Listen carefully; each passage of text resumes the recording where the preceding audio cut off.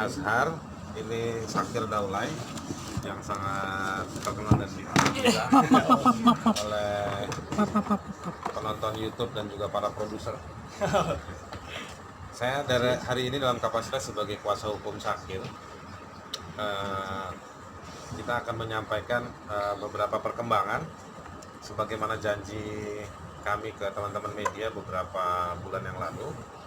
Kami tidak akan diam, tapi kami juga maunya profesional dan proporsional dalam menyikapi masalah ini supaya masing-masing pihak itu patut dan layak untuk bertindak dan bertanggung jawab.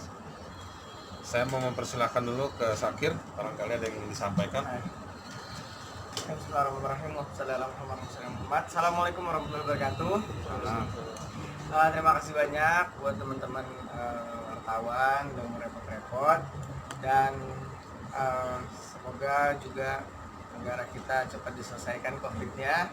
Ini juga semua yang mematuhi protokol kesehatan. Ya, untuk Syakir sendiri, alhamdulillah sampai hari ini senantiasa bersyukur sama Allah sampai di detik karir seperti ini. Alhamdulillah, barusan juga Syakir mendapatkan anugerah dari Komisi Penyiaran Indonesia, dari KPI. Alhamdulillah, dan Syakir mengucapkan terima kasih buat semua teman-teman fans dan para pemirsa semuanya, dan juga buat kedua orang tua dan semua yang udah terlibat sampai dengan karir Syakir seperti ini. Dan itu dia, mungkin dalam perjalanan macam-macam ya, ada hal-hal yang mungkin hal-hal seperti ini. Nah, Syakir tetap selalu bersyukur dan alhamdulillah, karena buat Syakir ya ini harus dijalani. Siapa tahu kan di balik ini semua ada hikmah dan pelajaran yang Allah pengen berikan buat Syakir. Jadi buat Syakir justru berterima kasih kepada orang-orang yang mungkin melaporkan atau mempermasalahkan Syakir. Ya mungkin dengan ini Syakir bisa jauh lebih dewasa dan bisa menjadi pengalaman buat Syakir. Syakir nggak mau macam-macam, nggak mau ada celaan, cacian, makian, atau apalagi sampai menjatuhkan. Ya, untuk urusan ini Syakir serahkan kepada kuasa hukum dan pihak berwajib. Syakir fokus berkarya dan terus bermanfaat buat teman-teman semuanya, buat anak-anak muda. Syakir fokus untuk berkarya dan memberikan manfaat buat orang banyak. Terima kasih. Assalamualaikum. Kategorinya apa tadi anugerahnya? Alhamdulillah dapat aktor terinspiratif dari Komisi Penyiaran Indonesia. Ya, semoga jadi semangat buat Syakir juga gitu. Baik, saya lanjutkan saja ya. Jadi siang ini saya dan Syakir akan menyampaikan beberapa perkembangan upaya hukum atau proses hukum yang kita akan jalani. Jadi 2 hari lalu, tanggal 9 Juli, kami sudah daftarkan gugatan ke Pengadilan Negeri Jakarta Selatan dengan nomor perkara 518 Perdata PN Jakarta Selatan. Yang kami gugat itu saudara Sugianto, dan turut tergugatnya itu perusahaan ya, penyedia layanan Google, terutama YouTube Indonesia. Nah, gugatan ini objeknya itu terkait dengan perjanjian pembelian akun YouTube channel Syakir Daulay oleh Sugianto. Syakir Daulay, SYAKIR spasi D besar AULAY. Ini akun yang nama Syakir Daulay seperti yang saya tadi sudah eja itu. Nah, yang jadi dasar-dasar ada beberapa hal. Nanti kami juga sampaikan kerugian-kerugian yang dialami Syakir. Kami sebutnya sebagai fakta-fakta hukum, yaitu pertama soal perbuatan curang pada proses pembuatan perjanjian. Jadi kan pembelian akun itu lewat perjanjian, dan perjanjian itu kami anggap sebagai perjanjian yang curang karena mengandung sejumlah hal-hal yang tidak memenuhi syarat sebagaimana perjanjian itu dibuat, ya kan? Jadi misalnya penawaran dari Sugianto kerjasama untuk pengelolaan akun YouTube milik Syakir Daulay dengan pembayaran di muka sebesar 200 juta dan dijanjikan akan diberikan apartemen beserta mobil. Apartemen sama mobilnya belum ya sekarang ya? Belum ya? Mungkin udah ada kan banyak apartemen dan banyak mobil, tapi belum ada satupun yang dikasih. Lalu pada saat pembuatan perjanjian, pihak Sugianto memanfaatkan keadaan pihak Syakir yang sedang lengah atau tidak dalam kapasitas yang fit, bukan secara kesehatan tapi fit dalam soal kapasitas kecakapan, misalnya umurnya di bawah, dan malam itu tidak didampingi oleh wali, jadi walinya di tempat lain. Jadi Syakir bawa draft perjanjiannya ke tempat lain, jadi Syakir tanda tangan lebih dahulu baru bawa ke wali kayak gitu. Jadi tetapi proses itu semuanya ada latar belakang di mana Syakir dalam keadaan yang juga tidak dalam, kalau dalam hukum disebut dalam posisi bebas untuk menentukan isi perjanjian tersebut. Yang poin kedua yaitu isi perjanjian tidak seimbang. Jadi yang pertama itu soal bagaimana perjanjian ini dibuat. Nah sekarang isi perjanjiannya itu berlaku seumur hidup. Jadi padahal kerjasama pengelolaan akun, tapi dalam perjanjian itu harusnya memuat soal kurun tentang apa yang dilakukan dan atau jadi bisa berdiri sendiri, tapi juga harus, yaitu kurun waktu. Jadi kalau saya kerjasama sama Syakir, saya cuci sarungnya Syakir cuci baju saya. Nah ini berapa lama nih, Syakir harus tanya sama saya, berapa lama kita kerjaan ini bang, kayak begini, setahun. Nah setahun. Nah ini perjanjian ini nggak ada, ini kayak mau selama-lamanya. Jadi kayak kreativitas, produktivitas, karya-karyanya Syakir itu kayak seumur hidup dikunci, nggak boleh itu kayak gitu, ya kan? Itu nggak boleh. Nah, Syakir wajib membuat 4 konten dalam seminggu. Dan kalau ada keterlambatan diancam dengan sanksi berupa denda. Nah, jadi teman-teman saya jelaskan, nanti kita di pengadilan akan kami buktikan bagaimana memproduksi sebuah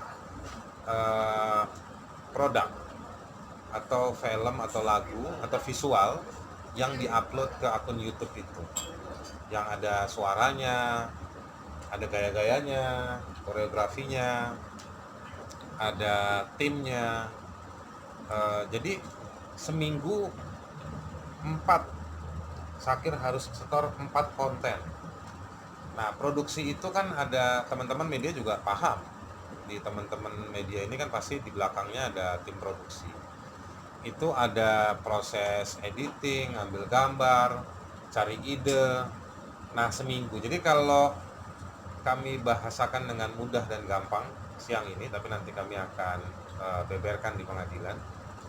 Produksinya itu kalau 4 produksi seminggu, kalau mau dilakukan 3 bulan aja misalnya nih ya, 3 bulan aja misalnya, Syakir bisa kehilangan berat badan 10 kilo.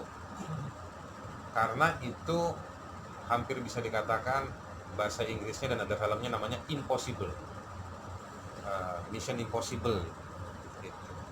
Nah ini bukti bahwa Syakir tidak paham dengan materi, ya kan, tidak paham dengan materi ketika tanda tangan perjanjian tersebut. Selain tidak didampingi walinya, Syakir juga masih di bawah umur, Syakir nggak paham. Jadi produksi ini sebetulnya di luar akal sehat kalau kata Rocky Gerung. Di luar akal sehat kalau produksi 4 konten seminggu, itu nggak mungkin. Lalu materi isi perjanjian ini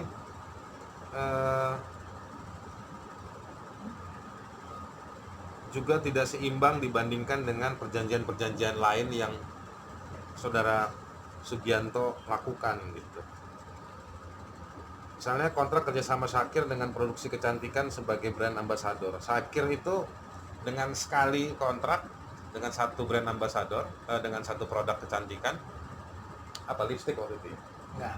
Dia bukan itu dibayar sampai 300 juta. Tapi ini akunnya dibeli oleh Sugianto 200 juta. Jadi kita bisa lihat ya bagaimana Syakir dengan punya kontrak-kontrak lain itu ada penghargaan yang layak dari pihak ketiga yang lain. Tapi dengan Sugianto seumur hidup akunnya diambil dan diminta untuk kasih konten ya seminggu 4 kali. Ya kan, nah ini jadi bagaimana bukan patut tapi kami sepakat menyebutnya ada aspek yang tidak normal dan tidak layak pada materi isi perjanjian tersebut. Nah, selain hal-hal tersebut kami juga mencatat kalau Sugianto bilang pihaknya ya Syakir ini belum memenuhi sejumlah hal ya silakan dibuktikan nanti di pengadilan. Tapi kita juga sudah mencatat ada sejumlah hal yang pihak Sugianto juga belum memenuhi kewajibannya gitu. Pertama, tidak pernah memberikan laporan penjualan setiap 3 bulanan gitu. Nah ini menunjukkan bahwa dia mau mengambil dan menguasai. Sekarang Syakir diminta bikin konten seminggu 4 ya kan, seminggu 4 akunnya katanya pengelolaan, tapi ternyata akunnya dikuasai. Sampai sekarang Syakir nggak bisa mengakses akunnya ya kan, dan ini terbukti tidak mau kasih laporan 3 bulanan. Jadi ini bukan kerjasama, dia diperbudak, anak ini diperbudak gitu ya. Ini bukan kerjasama. Kalau kerjasama itu seimbang, setara, jadi sama-sama rugi atau sama-sama untung. Tapi nggak ada orang mau bikin perjanjian kalau sama-sama rugi, jadi harusnya sama-sama untung. Tapi kayaknya yang untung di sana sendiri. Yang kedua, tidak membayar royalti sebesar 15% dari pendapatan YouTube. Karena YouTube-nya Syakir dimonetize ya. Istilahnya monetize itu jumlah klik pada link atau subscribe pada akun Syakir itu ada nilai uangnya. Lalu yang ketiga, tidak membayar royalti sebesar 9% dari platform digital lain, yang sampai sekarang tidak jelas platform mana saja yang telah melakukan kerjasama ini dengan si Sugianto ya.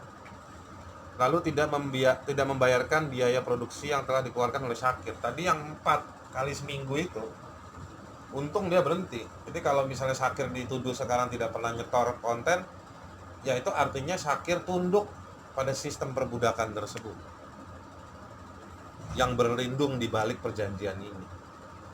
Tapi untungnya Syakir, keluarganya insya Allah masih sehat dan melawan ya.